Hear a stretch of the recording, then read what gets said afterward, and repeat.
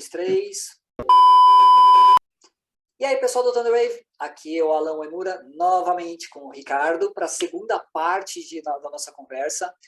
Ela é extensa e, se bobear, a gente fica aqui 2, 3, 4, uma vida inteira conversando a respeito de política, como é que ela funciona, como é que a gente percebe que o Estado brasileiro ele é tão amplo e como a democracia ela pode ser complicada, mas ao mesmo tempo não, né? Ela é simples. Verdade, né? verdade. E vamos dar continuidade e agora a pergunta vai: votar em branco ou nulo funciona? Porque tem pessoas que dizem assim, se eu votar em branco, a pessoa vai lá e vai dar o voto para outra pessoa. Como que isso funciona? Passa e explica para a gente. Boa pergunta, Alain. Essa é uma dúvida que a gente vê que entre eleição sai eleição, muitos dos eleitores têm. A gente vê campanhas, inclusive, agora com as redes sociais, né, muito forte. Vote nulo, se todo mundo votar nulo, a eleição não tem validade. Então, em primeiro lugar, é importante. Essa pergunta eu vou responder com duas respostas, ok? Uma resposta técnica, que é o que que a lei brasileira diz, ok? E uma resposta de estratégia política. Respostas distintas. Resposta técnica, tá? Se 80% das pessoas, 70%, 50%, 40%, não importa, votar branco ou votar nulo, não acontece nada. Esses votos são descartados da contagem geral e aqueles votos válidos, o que é um voto válido? O voto que foi dado a algum candidato ou a algum partido político. Esse voto válido é o que é contado para a contabilidade eleitoral, é daí que se tira o quociente eleitoral para as eleições proporcionais. Isso é um outro tema de uma outra conversa, que é um sistema extremamente complexo, né? Mas, enfim, os votos válidos é o que é contado para as eleições proporcionais, dar o quociente eleitoral e saber quantos deputados, vereadores cada partido vai ter, e é o que é válido para a contagem da apuração do executivo, que são a eleição ali é votos diretos, votos. A eleição a gente chama de eleição direta. Quem tem mais voto leva a eleição, que não é o caso do legislativo. O legislativo é proporcional, um outro modelo que a gente pode explicar numa outra oportunidade, ok? Então, vamos lá. Pela lei, não importa a quantidade de votos brancos nulos, eles são descartados. Pode ter a mídia divulgar, olha, mais da metade dos brasileiros votaram branco e nulo, quer dizer que tem uma indignação dos brasileiros contra o sistema eleitoral. É verdade, quer dizer isso. Mas naquela eleição ela não vai ser anulada, ela vai ser contabilizada os votos de quem votou, vai ganhar quem teve mais voto para o executivo, para presidente, governador ou prefeito, e aí vai ser contado os votos válidos para o proporcional do legislativo, ok? Ponto. Isso é a lei, isso é o técnico. Agora vamos para o lado de estratégia política. Na estratégia política, para o candidato que está em primeiro lugar nas pesquisas, quem vai votar branco ou nulo acaba ajudando este candidato. Deixa eu explicar para as pessoas não confundirem. Não é ajudando o candidato que o voto branco ou nulo vai para o candidato. Não é isso. Vou dar um exemplo aqui bem claro. Imagine uma eleição que tenham 3 candidatos, ok? Candidato A, candidato B, candidato C. Vamos imaginar que ao longo da campanha eleitoral, as pesquisas eleitorais, que é o balizador que a gente tem. Vamos esquecer que pesquisa erra, que tem uma margem de erro, mas as pesquisas balizam muito a cabeça do eleitor, ok? Não necessariamente o resultado. Mas vamos lá. As pesquisas estão dizendo que o candidato A tem 21% das intenções de voto, o candidato B tem 20% das intenções de voto e o candidato C aqui tem 19% das intenções de voto.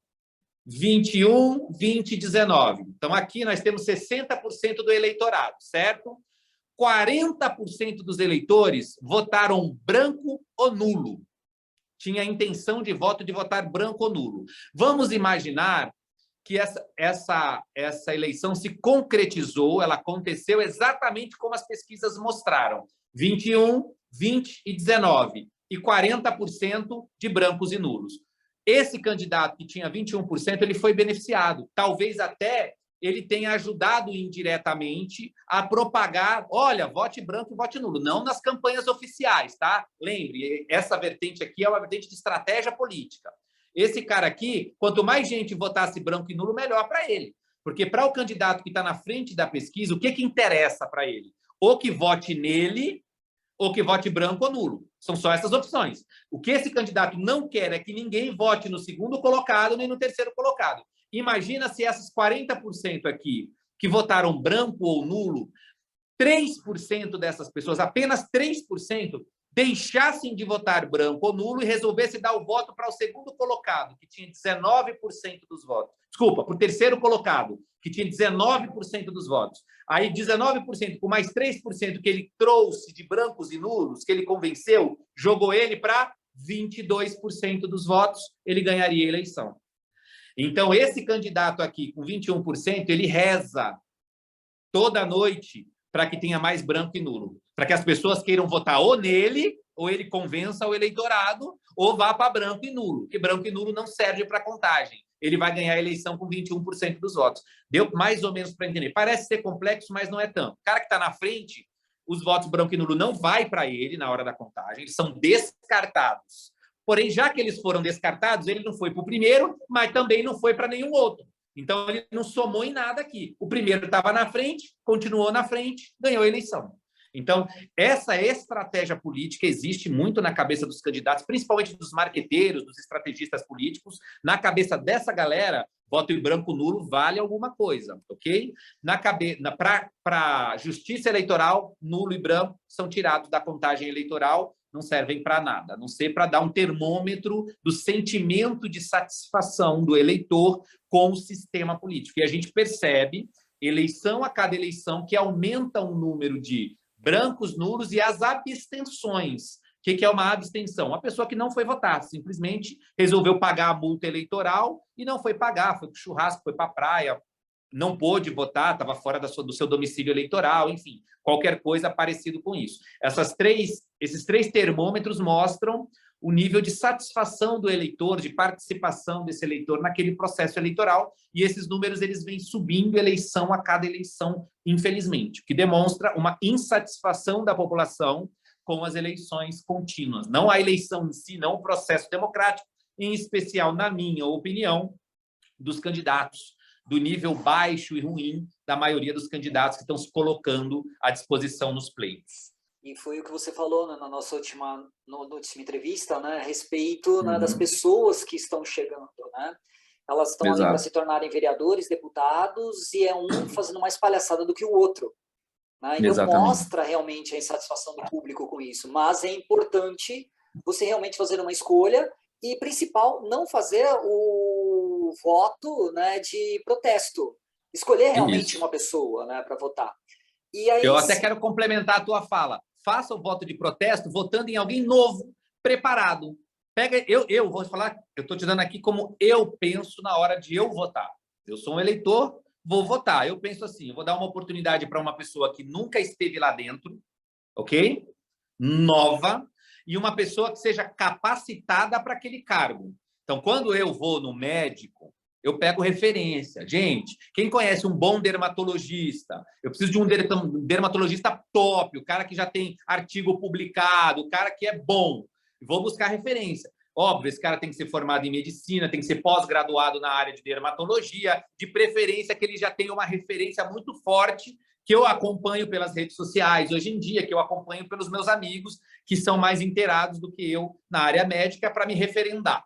É o que eu procuro no médico. Quando eu vou procurar um bolo, para comer um bolo ou um pão numa padaria, eu falo, gente, quem conhece uma boa boleira para fazer um bolo gostoso? Quero comer um bolo de cenoura com chocolate bem gostoso. Quais são as referências? Ah, fulana de tal, Beltrano faz um bolo bom, um bom chefe e tal, enfim.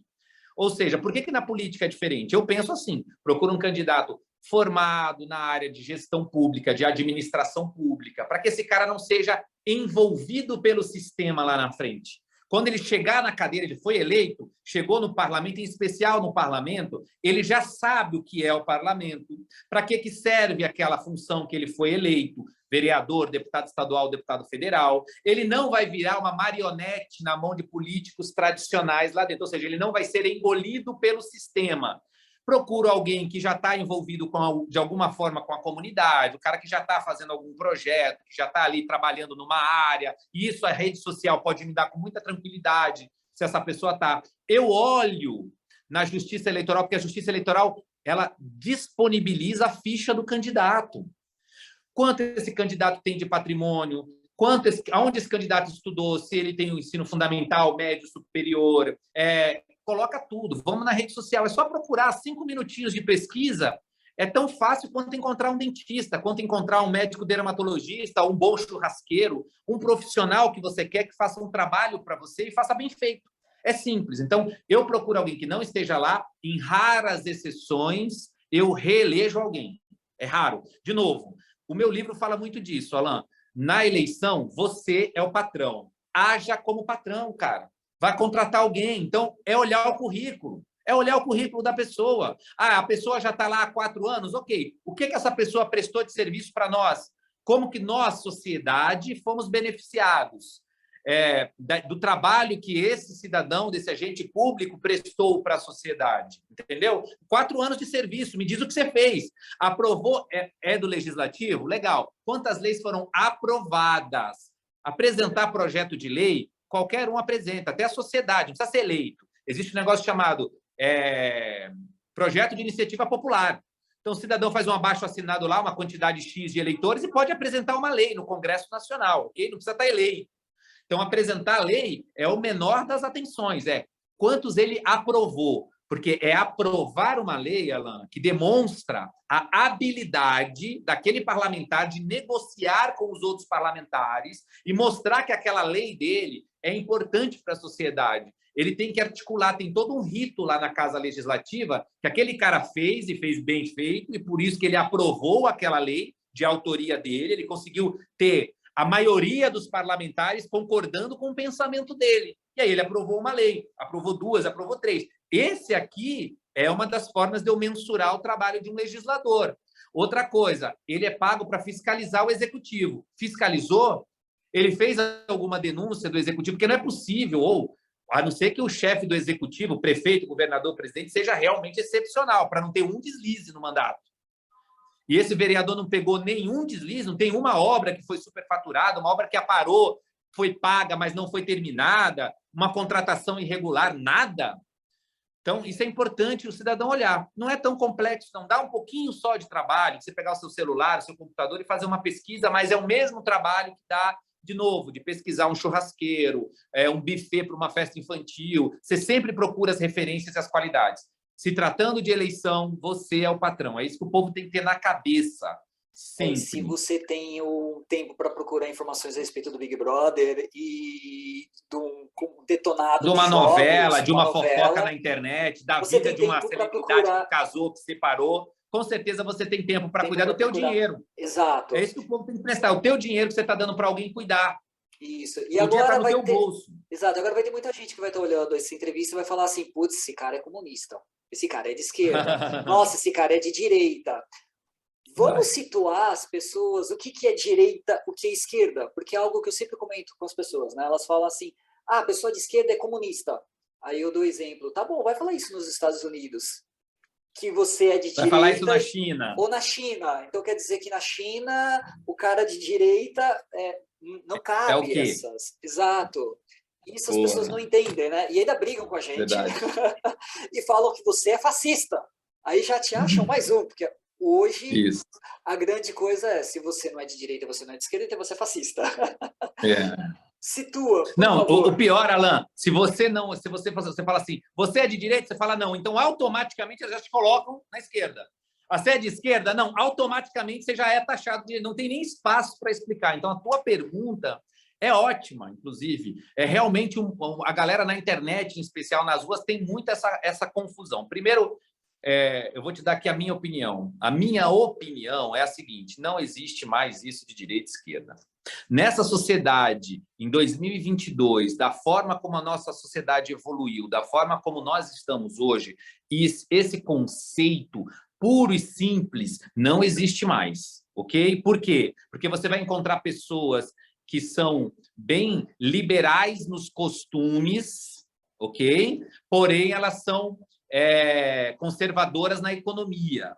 Pessoas liberais na economia, mas que são liberais também nos costumes. Essa pessoa está onde? Por que eu estou falando isso? Lá atrás, esse conceito de direita e esquerda tem várias histórias de como efetivamente ele surgiu, ok? Porém, a mais levada em consideração aí pelos cientistas políticos, historiadores, é a época do parlamento britânico, lá atrás, que quem sentava à direita defendia um Estado, era mais, vamos assim dizer, era mais base, era mais pró-Estado. Quem sentava à esquerda de quem estava falando ao parlamento, na maioria das vezes o primeiro-ministro, quem sentava à esquerda era mais revolucionário, era mais contra o establishment do Estado, ok? Daí esse conceito, aqueles que sentam à esquerda, aqueles que sentam à direita. Daí, de lá para cá, a coisa tomou várias vertentes. Eu sei que hoje uma base assim muito superficial, que não reflete, de novo, mas a verdade, que é uma outra falácia que muita gente diz por aí, é de que quem é de esquerda é ligado ao social, é uma pessoa que acha que o Estado tem que controlar mais, o Estado tem que ser maior, ok? O Estado controla a educação, o Estado controla a saúde, o Estado controla tudo, e nos costumes, no hábito moral da sociedade, ele é mais liberal, ok? Essa pessoa, esse conceito é um conceito hoje meio de esquerda, e o conceito de direita é um cara que é mais liberal na economia, ou seja, o Estado não deve comandar nada, o mercado é quem comanda, o livre mercado é quem comanda tudo, porém, nos costumes, na moral da sociedade, aí sim, eu sou mais conservador, a família tradicional brasileira, esse é o desenho que se vende da direita, ok? Porém, essa equação não é tão simples mais, porque você tem gente, de novo, que acha que o Estado tem que ter um papel importante na economia, mas os costumes, a pessoa também acha que a família tradicional é o que vale. Então, economia é o Estado, mas os costumes ela é também conservadora, ou o Estado é liberal, mas nos costumes também é liberal, cada um sabe da sua própria vida. Enfim, é tudo muito difuso. É tudo muito difuso. O que eu defendo hoje em dia, e eu acho que é até uma recomendação relativamente sensata, é o seguinte: até porque nós vivemos numa república presidencialista, num país democrático, ou seja, então a nossa realidade ela é muito diferente da realidade dos Estados Unidos da América, de alguns países europeus, da própria China. São realidades de estrutura política diferente, ok? Aí nós temos realidades culturais também diferentes. História diferente, nosso povo é diferente, tem costumes e hábitos diferentes. Eu já tive a oportunidade de poder visitar muitos países europeus, de visitar alguns países asiáticos, como a própria China, e por muitas vezes os Estados Unidos. Então, posso te dizer, e as pessoas assim que nos acompanham aqui também tiveram a oportunidade de ir para o estrangeiro, sabem que a cultura pesa muito. Por exemplo, quem vai para a Alemanha sabe que o povo alemão ele é mais fechado, não é esse calor que o brasileiro tem. Você chega lá, oi, tudo bem? Como é que você está? Querer abraçar, querer dar beijinho no rosto com um alemão, é algo extremamente surreal para eles, assim.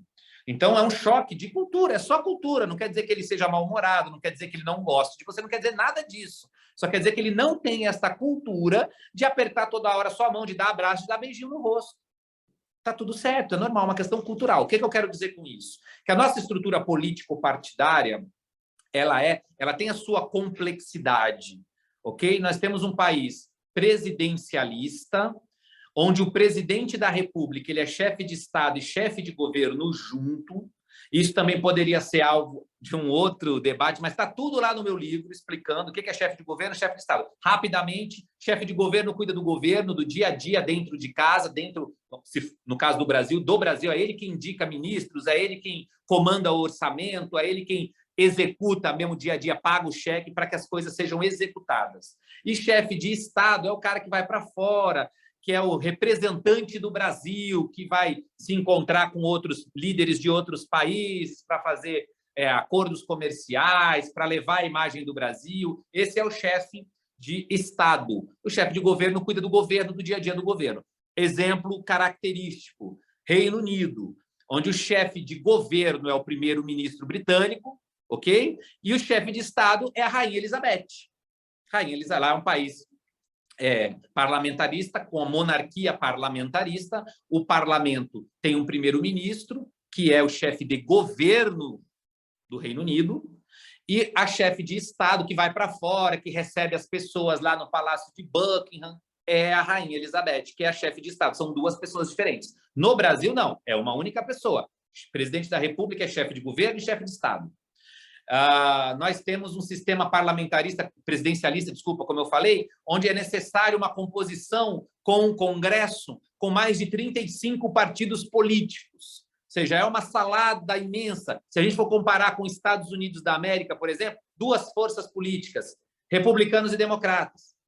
É duas forças políticas. Tem os independentes ali, mas eles não fazem força numérica para entrar aqui numa estatística que seja considerável, ok?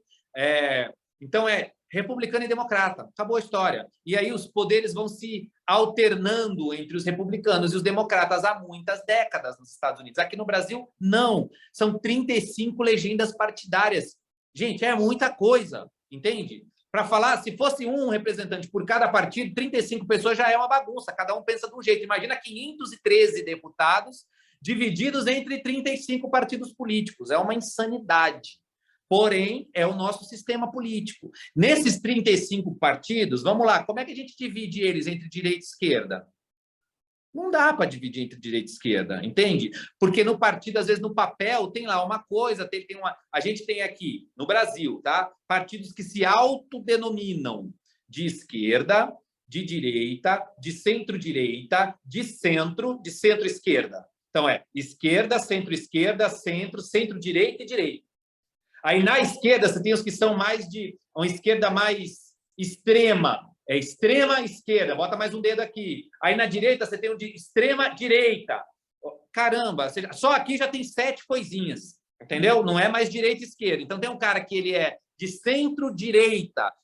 Eu acho que o Estado tem que ter uma responsabilidade, sim. Eu sou favorável a vários projetos sociais. Acho que as pessoas precisam ter ali uma oportunidade e tal. Porém, eu acho que o mercado tem que ser livre. Quando o Estado põe muito a mão, regula tudo o Estado controla, atrapalha a livre iniciativa, a ideia das pessoas. Esse cara se entende como de centro-esquerda. Aí um de centro-direita, perdão. Um de centro-esquerda é mais ou menos a mesma coisa, achando que o Estado tem que ter um poder um pouco maior, não pode ser muito liberal. Cara, a realidade é a seguinte, e é um conselho aqui que eu dou, é o que eu uso para mim, e vou passar para os nossos, coloco um pouco no meu livro, e vou passar um pouco para as pessoas que nos assistem. Eu discuto projetos. Hoje nós temos um raio-x do Brasil, e não está bom. É um país rico, cheio de corrupto, cheio de problema na sociedade, onde a gente tem mais de 14 milhões de analfabetos, a gente tem hoje mais de 15 milhões de pessoas sem emprego, desempregadas, literalmente desempregadas, um universo sem fim de pessoas que são analfabetas funcionais. Essas pessoas até foram letradas de alguma forma, mas elas não conseguem interpretar um texto de forma correta, elas não conseguem fazer uma operação matemática básica. Nós estamos vivendo uma revolução tecnológica no planeta inteiro, onde nós estamos discutindo carros autônomos, home office, uma realidade muito diferente da realidade que nós vivíamos há 10, 15, 20 anos atrás. E nessa sociedade de hoje, você taxar as pessoas como de direita ou de esquerda é algo extremamente pobre, limitado, extremamente fraco de pensamento e de ideias. Então, discuta projeto. Qual é o projeto? Esse candidato, ele quer privatizar tudo. Se eu não sou favorável a privatizar tudo, eu até acho que deva privatizar muita coisa, mas tem coisas que tem que estar sob o controle do Estado brasileiro. Eu não estou dando a minha opinião aqui, não. Estou dando um exemplo, ok? Então, eu já não concordo com quem acha que tem que privatizar tudo, 100% das coisas. Vende tudo. Então, esse pensamento dessa pessoa, esse projeto que ela tem, essa ideia de privatizar tudo, já não concorda com a minha, aquela pessoa já não me atrai tanto. Encontrei uma outra pessoa que pensa igual a mim. Olha, a gente tem coisas que dá para privatizar, onde o Estado mais atrapalha do que ajuda, e tem coisas que são essenciais, fundamentais. Não dá para a gente privatizar isso aqui, pelo menos não no estágio que a sociedade brasileira está. Ok? E aí essa pessoa, eu me afino mais com ela. Eu olho projetos, discuto projetos, eu ouço direita, esquerda, centro, ouço todo mundo, buscando o projeto, o que essa pessoa pensa para o meu país, se for chefe de executivo, para a minha cidade, se for um prefeito, para o meu estado, se for governador, para o meu país, se for o presidente da República. Como ele enxerga o país, qual é a visão que ele tem global. Olha, como ele acha que o Brasil deve se relacionar com os outros países, de que maneira? Entende? É isso que eu olho nos candidatos. Próximo, no legislador. Um legislador, por exemplo, eu, Ricardo, nunca voto num cara que é radical. Nunca votei. Por que um cara que é radical? Porque o cara que é candidato a um parlamento, a uma casa de ideias, a uma casa de discussão, como é o parlamento, uma Câmara de Vereadores de uma cidade pequena tem, no mínimo, 9 vereadores. 9 pessoas para ele ter que conseguir conquistar 5 para aprovar um projeto. Ou seja, não é a ideia dele, é o poder de convencimento dele com os outros. Imagina no parlamento como o Congresso. 513 pessoas. O cara tem que ter a habilidade, o cara, a mulher, aquele cidadão, tem que ter a habilidade de convencer outras pessoas. Se o cara é radical, o pensamento dele é a verdade, você acha que essa pessoa vai conseguir convencer 300 pessoas da ideia dele? Não. Não vai, porque nenhum radical consegue convencer. Pega o histórico do nosso Congresso Nacional e vê quantos radicais aprovaram o projeto. Nenhum. Ninguém aprovou, porque quem aprova projeto é o cara que articula, é o cara que ele está disposto a ceder. Olha, eu acho que o melhor é a cor azul. O Alan acha que o melhor é a cor vermelho. Bom, quem é bom aqui? Nenhum nem outro. Bom é a terceira pessoa que vai entrar aqui e vai falar, gente, vocês perceberam que vocês têm uma coisa em comum? O que é que nós dois temos em comum se eu gosto de azul e o Alan gosta de vermelho? Vocês gostam de cores. Olha que legal. Então já existe um consenso. Nós gostamos de cores. Vamos discutir qual é a cor num segundo momento. Dá para pintar uma parte de vermelho e uma parte de azul, já que nós dois gostamos de cores? Então nós já nos entendemos que teremos que pintar algo. Você entende como existe um caminho de construção? Esse caminho de construção, Alan, é isso que é política. É a busca de um consenso para o bem comum. É isso que a sociedade precisa entender. Então, um cara que é radical, seja à direita, seja à esquerda, esse pensamento não vai prosperar, porque são 513 deputados, depois mais 81 senadores para esse cara convencer. E não dá para convencer todo mundo dizendo que você é radical num determinado pensamento. Você vai conseguir convencer 3, 4, 5, 6, 10, que também talvez pensem como você, mas e o resto? 10 não aprova nada. Entendeu? Então, eu penso nisso. A habilidade importante para você ser um parlamentar, vereador, deputado estadual, deputado federal, é o seu poder de convencimento de outras pessoas. É você ser um cara que ouve as outras pessoas, que respeita a pluralidade de ideias. Que eu vou olhar para Alan e falar, Alan, que legal que você gosta do vermelho, cara. Eu gosto do azul. Vamos sentar nós dois, vamos tentar compor para que o nosso país possa andar para frente e a gente ter um país colorido. Vamos chegar num consenso. Talvez nesse primeiro momento nem vai ser o azul, nem vai ser o vermelho. Vamos pintar de verde, né, que é a cor da bandeira do nosso país. Aí, num segundo momento, quando a gente avançar, a gente aumenta essa discussão. Eu vou tentar vender a minha ideia de azul, você vai tentar vender a sua ideia de vermelho. Mas a gente já avançou. Pintou o Brasil e pintou de verde. Opa, demos um passo. Não é 8 e nem é 80. Tem o 9, tem o 12, tem o 36, tem o 44, tem o 50. Tem um caminho entre o 8 e o 80. Um parlamentar, um bom parlamentar, é uma pessoa que tem essa visão. É isso que o eleitor tem que buscar. Radical, esquece. Esse cara não vai fazer. Por mais que seja radical com o teu pensamento, tá? E eu costumo, inclusive, eu falo no meu livro, se você é de direita, você está sendo enganado por político. Você é de esquerda, você está sendo enganado por político. Você é de centro, está sendo enganado por político.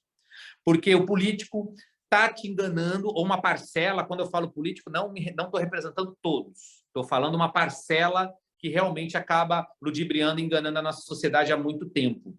Vou te dar um outro exemplo para o parlamento que a população tem que observar. Alan foi eleito presidente da República. Quem sabe, né, Alan? Um dia aí. Foi eleito presidente da República. O Alan tem uma filha. E ela é candidata a deputada federal. Qual o papel do deputado federal? Da deputada federal, no caso do nosso exemplo? É fiscalizar o executivo, é fiscalizar como o Alan, que é eleito presidente, vai gastar o dinheiro do povo.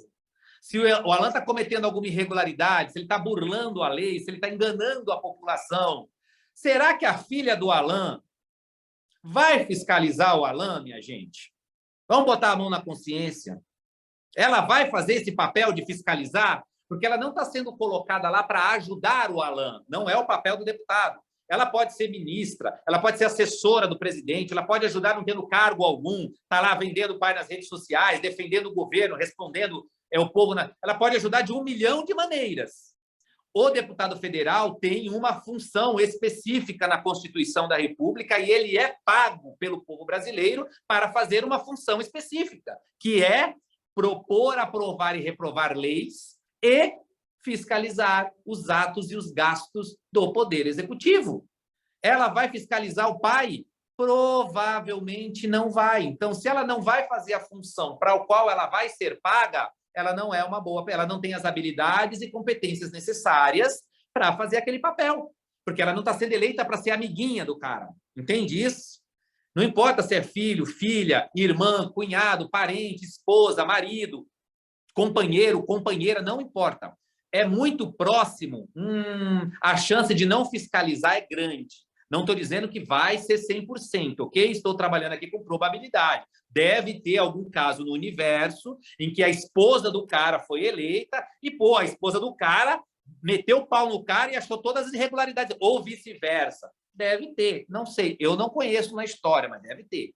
Então, não estou dizendo que é 100%. Exato, aqui entra até 2 exemplos, né? Nós criticamos muito, né, os países monarquistas e na história de que você sempre passa o poder de pai para filho, e a gente vira aqui no Brasil e falamos, né? Ah, não tem problema, é óbvio que ele precisa ter um parente, ele vai confiar em quem? Peraí, mas se você critica lá fora, é a mesma coisa aqui. Exato. E a outra do radicalismo, né? É que radicalismo na história já está comprovado que não vai para frente. Nós vemos os radicais para baixo e para cima. Hitler foi um radical, e olha o que ele fez na história. Temos os radicais tanto religiosos, né, que a gente está vendo todos esses conflitos para baixo e para cima, então a gente percebe que radical ele só vai pensar de uma maneira. Eu vou querer exterminar de alguma maneira alguma coisa. A outra parte. A outra parte, e não tem como. Né? E em cima disso tudo você faz os comentários, né, a respeito do seu livro, né?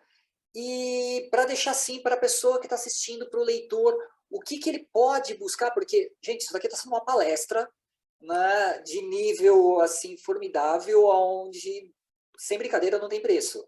Né? É um conhecimento que nós estamos tendo aqui, que, olha, é difícil você ter em algum lugar. E principalmente dessa maneira como você coloca, né, de tão fácil entender os conceitos. O que ela pode conseguir também pelo seu livro, né? Não apenas aqui falar, já assisti a entrevista, já não preciso mais. Não, você precisa mais. Né? O que ela vai conseguir também no seu livro? Aqui na nossa entrevista, que é um bate-papo, a gente está falando aqui do meu jeitão e tal, né? Mas no livro está tudo bem organizado, Alan. Lá tem como funciona o Brasil, o que é a Constituição, qual é a função de cada um dos 3 poderes, legislativo, executivo, judiciário. Tem essa questão do papel, o que faz o vereador, o que faz o prefeito, o que faz o deputado estadual, deputado federal, senador, governador, presidente da República. Tem um alerta para a questão dos vices. A gente não presta atenção, mas existe o cargo de vice, ok? E aqui no Brasil nós temos uma história de vices assumirem o poder. Então, quando você vai votar em alguém, dá uma olhada quem essa pessoa se aliou e colocou logo atrás nas costas dela ali. Porque você vota em uma, leva 2.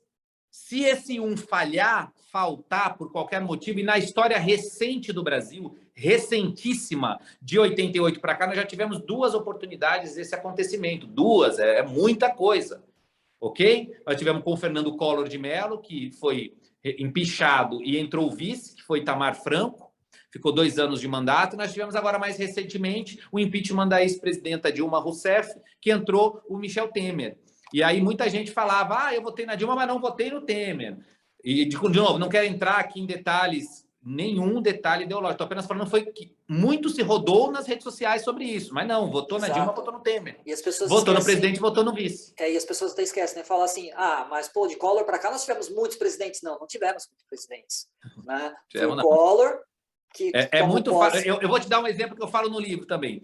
Da Constituição. Porque a Constituição é como o Brasil foi criado, como ele foi constituído, ao nome, Constituição, como foi feito o Brasil, ok? O novo Brasil. 88 foi promulgada a Constituição, o presidente da República era o Sarney, no processo de redemocratização. Que já era okay? vice. Sarney era vice. Que era vice, vale a pena lembrar isso, né? Que era vice do Tancredo, foi eleito pelo colégio eleitoral, já na vinda das diretas, naquele embalo das diretas, né? O Tancredo foi eleito, assumiu o vice, houve o falecimento do presidente Tancredo. O vice assumiu 5 anos de mandato, à época eram 5 anos. No mandato do Sarney houve a Constituinte e houve a promulgação da Constituição atual brasileira de 1988. Então tivemos Sarney, depois do Sarney foi eleito Fernando Collor de Mello. Fernando Collor recebeu o impeachment, assumiu Itamar Franco. O Itamar implementou um projeto muito conhecido para nós brasileiros, que é o Plano Real, o plano que deu certo aqui no Brasil, e deu uma estabilizada na nossa economia, a nossa moeda permanece a mesma desde então. Isso catapultou então ministro da Economia, Fernando Henrique Cardoso, que foi eleito presidente. O Fernando Henrique instituiu no seu governo a reeleição, não tinha reeleição até então, foi instituída pelo governo Fernando Henrique Cardoso, e aí ele se reelegeu. Depois dele veio o ex-presidente Lula, ele também se reelegeu, Lula. Depois o Lula elegeu a Dilma se reelegeu numa eleição super disputada. Assim que ela se reelegeu, um ano depois do mandato, ela já sofreu impeachment e assumiu Michel Temer. Depois do Michel Temer, houve a eleição de 18, que é o atual presidente Jair Bolsonaro. Então, nós tivemos 9 presidentes, sendo que 2 deles foram reeleitos. Na verdade, 3 deles foram reeleitos, né? Perdão, a Dilma também. Então, não tiveram tantos presidentes assim, porém, todos eles, Alan, se a pessoa que nos assiste aqui buscar no Google, na internet, que hoje as coisas são mais fáceis para buscar, a internet está aí, vai ver que todos, de Sarney até o atual presidente Jair Bolsonaro, todos reclamam do relacionamento com o Congresso, a dificuldade de lidar com o parlamento, a burocracia de lidar com o parlamento, a composição de forças difícil de ser feita no parlamento. Então, uma coisa importante que eu falei, essa habilidade de se articular, que eu vejo e procuro no parlamentar, quando eu vou votar para alguém para o parlamento, eu também procuro no chefe do executivo. Porque um cara que é radical, para qualquer lado que seja, ele vai ter dificuldade de falar com o Congresso Nacional. E no Congresso Nacional não é dando cargo, não é corrompendo o sistema, que isso está errado, isso é crime. Não é dando cargo, corrompendo as pessoas, não é dando dinheiro com o mensalão da vida, não é nada disso. É diálogo. O correto é diálogo. Eu sou chefe de um poder, vou me relacionar com outro poder cordialmente e defender as minhas ideias. Gente, eu acredito nisso para o Brasil. Eu fui eleito pensando nisso. O povo brasileiro me deu a oportunidade de ser eleito pensando nesse projeto. Olha, nesse projeto eu dividi ele dessa forma. Quero que vocês me aprovem. Vai lá, falar com cada parlamentar, vai vender a sua ideia, vai defender seu argumento, chama a população junto. Isso é uma pessoa articulada. Isso é política, isso é pura e velha política, é isso que tem que ser feito. A mesma coisa é um parlamentar lá dentro do parlamento. Gente, eu botei uma lei aqui que eu acho que é importante, olha, me ajuda, traz a população, traz as forças que são favoráveis a essa lei, e aí ele se articula e aprova aquele projeto de lei, e a sociedade se moderniza, e a sociedade dá um passo para frente. Isso é que nós temos que observar naqueles que nós vamos contratar. Nunca se esqueça disso, eleitor, nunca. Você está pagando. Nós não estamos pedindo um favor para o político, ele não é bonitinho, ele não é bonzinho, ela não é bonitinha, ela não é maravilhosa, não é uma celebridade. Não, ele é um funcionário nosso.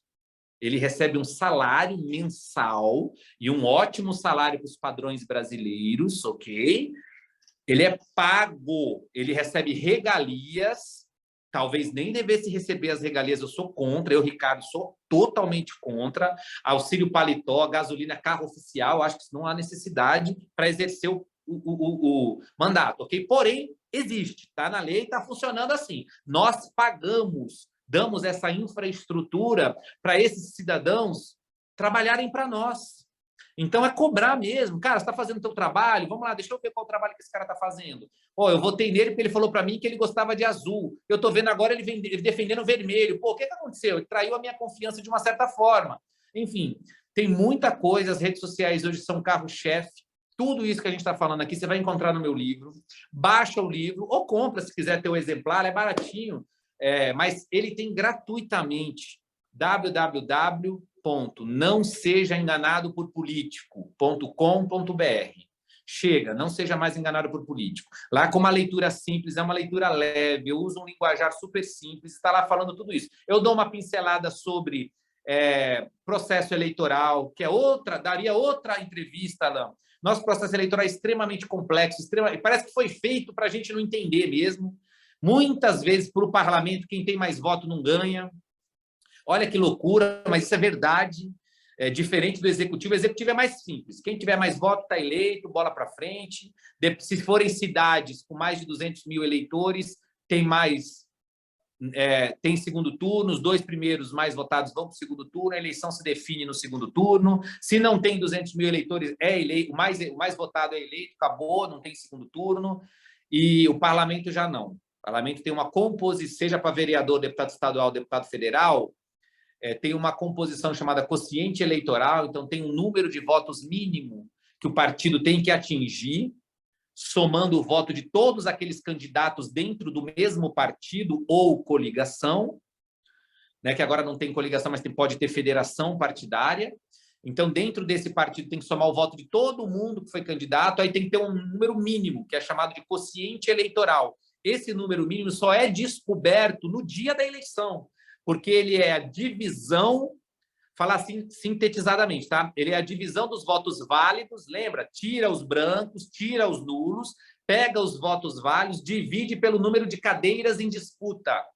Vou dar um exemplo eu moro no estado de São Paulo, tá, pessoal? No estado de São Paulo, nós temos 70 deputados federais. 70 deputados federais. Então, para nós, são 70 cadeiras em disputa. Eu pego os votos válidos de todo mundo que votou na eleição para deputado federal, deu um voto a alguém, tiro fora branco, tiro fora nulo, pego esse número de todo mundo e divido por 70.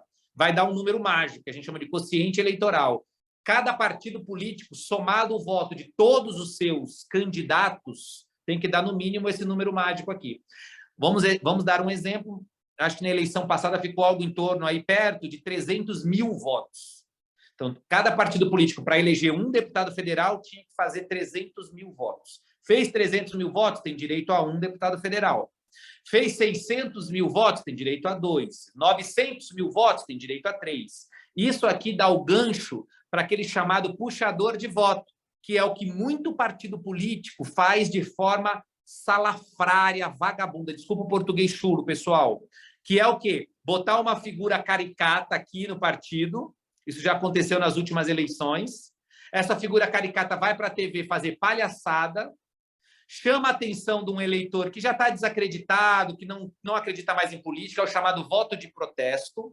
Aí um monte de gente vota naquele candidato palhaço aqui, que está fazendo ali palhaçada na TV. Esse candidato tem lá 1 milhão e meio de votos, ele se elege, mas você lembra que é proporcional? Lembra que a cada 300 mil votos elege um? Então, imagina um cara que faz 1 milhão e meio de votos na palhaçada na TV, ele elegeu a ele e ele elegeu a mais outros 4 deputados federais. Então, 5 deputados federais foram eleitos. Ele, o palhaço que todo mundo votou, e mais 4 pessoas que as pessoas sequer fazem ideia quem é. E essas 4 pessoas do mesmo partido que ele vão mandar nele. Provavelmente aqui está o cacique do partido, que talvez não tivesse voto suficiente para se eleger sozinho, ele pega uma carona no tal do quociente eleitoral, porque ele colocou na estratégia eleitoral um chamador de voto, um caricato, que às vezes é uma celebridade, às vezes é uma subcelebridade, às vezes é realmente um palhaço, já tivemos na história de ser, de fato, palhaço, enfim, tem vários cases aí no Brasil, mas é só uma forma de colocar para dentro um outro grupo de políticos que não necessariamente são pessoas que deveriam estar no poder. Às vezes o cara já está ficha suja, condenado, com problema nas costas, aí esse cara acaba entrando porque o outro puxou. Esse é o nosso sistema eleitoral. Tudo isso está no livro, vale a pena dar uma lida. E, de novo, é importante que vocês tenham o conhecimento. O que eu quero com isso, inclusive com a disponibilização do livro gratuitamente, o PDF do livro, que é o livro inteiro, não tem partes do livro, o cara não tem que dar cartão de crédito, nada, vai lá e baixa o PDF do livro, que o cidadão brasileiro tenha conhecimento. Então, não importa se ele é de direita, se ele é de esquerda, se ele é de centro. Se ele tiver o conhecimento, com certeza ele vai ver que ele vem sendo enganado aí há algum tempo, ele vai ajustar esse pensamento dele agora com conhecimento e ele vai acertar melhor, vai ter um voto mais assertivo no processo eleitoral que está à frente, e aí o Brasil inteiro vai ganhar com isso. Todos nós seremos beneficiados com pessoas mais competentes assumindo postos para trabalhar para nós brasileiros lá no Congresso Nacional. Lembre-se, o Congresso Nacional é o primeiro poder, o Legislativo é o primeiro poder que está na Constituição da República, ele é o poder realmente balizador da coisa toda, é ele que cria as leis. Então, se as leis estão modernas, é mérito do Legislativo. Se a gente vive num país com leis arcaicas, é um demérito do Legislativo, e é ele que vai autorizar as ações do Executivo. Então, o Legislativo tem um peso muito grande. Não deixe em segundo plano. Dê a mesma importância que você dá para o presidente da República quando você for votar para deputado federal. Preste bastante atenção nos candidatos, e se você fizer isso, a chance de ser enganado por político, ela vai no chão. E aí, obviamente, quando os políticos perceberem que o eleitor é um eleitor mais exigente, que é um eleitor mais consciente, eles automaticamente vão ter que mudar de postura, eles vão ter que estar mais preparados, eles vão ter que abrir mão de regalias, eles vão ter que mostrar serviço, que é o que acontece com cada um de nós, não é verdade, Alan? Quando vai para o emprego, no nosso trabalho, a gente não tem que mostrar serviço? Se a gente não trabalhar bem, se a gente não atingir as metas, não for competente, não chegar no horário, não atender bem o cliente, a gente é mandado embora.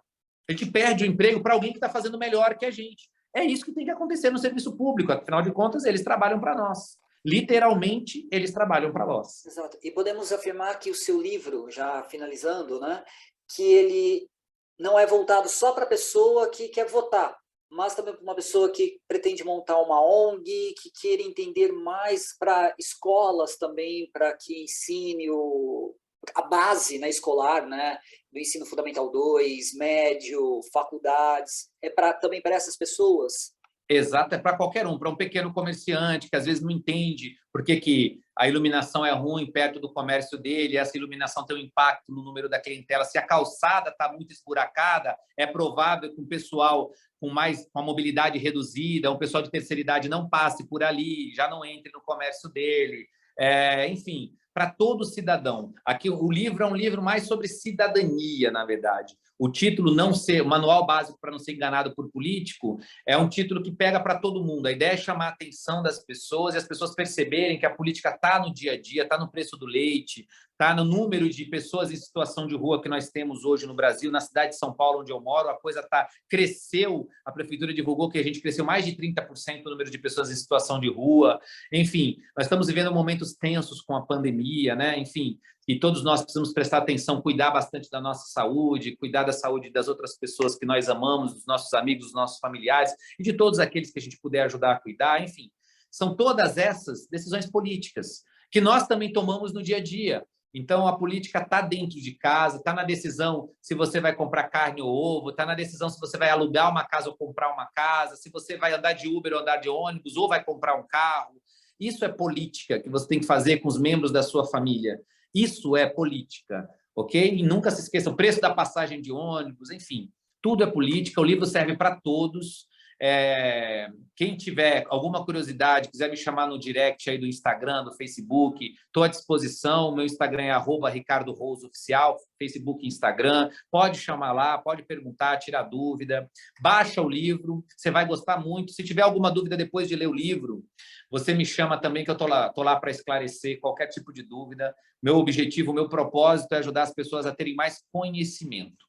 E com conhecimento, elas decidem se elas querem ser de direita, de esquerda, o que caminho que é melhor para, mas com conhecimento, não sendo enganado. Que hoje na esquerda, ou na direita, ou no centro, nós temos muito político vagabundo falando que não deve, falando mentira, e as pessoas não sabem, não têm conhecimento, então acabam, às vezes, acreditando, ou se deixando levar, ou às vezes é um discurso conveniente. Eu mais ou menos concordo com isso, esse cara está falando mais ou menos que eu concordo, deve ser verdade. Não. Dá para você ter o conhecimento, é só um pouquinho de tempo que você tem que dedicar para você ter o conhecimento. E a partir daí você não ser mais enganado por ninguém. Saiba que vereador não constrói creche, não asfalta rua, deputado também não. Deputado, agora a gente vai ouvir muito deputado falando escola em tempo integral, eu vou trazer a escola em tempo. Não vai, deputado não faz nada disso. entende? Não vai. Deputado que é amiguinho do governador, deputado que é amiguinho do presidente, ele não vai fiscalizar esse cara. Então, se esse presidente cometer erros, que todos cometem, uma boa parcela deles cometem, é natural, acontece. Não é um problema cometer erro, o problema é esconder esse erro da população, é não pagar por ter cometido um erro, ok? Acontece. O deputado está lá para fiscalizar, ficar de olho, olhar, não é atrapalhar, não é empurrar, ok? Independente da ideologia, é fiscalizar. Olha, presidente, isso está errado, isso não pode, a lei diz que não pode, para fazer isso tem que fazer aquilo. Esse é o papel do parlamentar, então não se esqueça disso, ele tem que aprovar leis, e aprovar leis é aprovar numa maioria, tem que ser sensato, tem que ter bom senso, tem que ter ouvir as pessoas, sabe? Ou seja, as pessoas têm opiniões diferentes, então tem que ter ali um processo de via dupla. Eu falo, mas eu também ouço. Eu tenho a minha opinião, mas você tem a sua, e respeitar a opinião das pessoas, é muito importante isso. Enfim, tem muitas dicas aí no livro, vale muito a pena. Quem puder comprar, compre para ajudar. Quem não puder comprar, nem não tem problema. O importante é o conhecimento. Está de graça lá o PDF, é só baixar. E lembrando que horário eleitoral não é reality show e debate político não é MMA. São coisas sérias para a gente prestar atenção. Pessoal, agradeço muito mais esse bate-papo com o Ricardo. Se o pessoal quiser, e vamos querer sim, né, mais um outro bate-papo. Estamos chegando na época das eleições, né, e as pessoas vão vindo atrás de mais informações. Então, o Ricardo, ele está aí, mandem mensagem para ele, conversem. E é isso, pessoal. Agradeço muito, Ricardo, a sua participação. Tá? Eu que agradeço, na verdade. Muito obrigado a você, a todos os espectadores aí. Eu fiquei muito feliz com o convite. E o reconvite, porque a gente já gravou uma parte, gravamos uma segunda parte. Que legal. Muito obrigado mesmo pela oportunidade de divulgar esse trabalho, que é muito importante para a população brasileira. Sim, importantíssimo, né, para todos os setores. E lembrem sempre, se você vai no cinema, se você está comprando o jogo, você está vendo os seus impostos ali em algum lugar. Não adianta reclamar depois. Faça alguma coisa antes e nunca terceirize seu problema. Né? Ricardo, de novo, muito obrigado. Pessoal do Thunderwave, aqui é o Alan Uemura. Agradeço por mais essa e até a próxima. Obrigadão.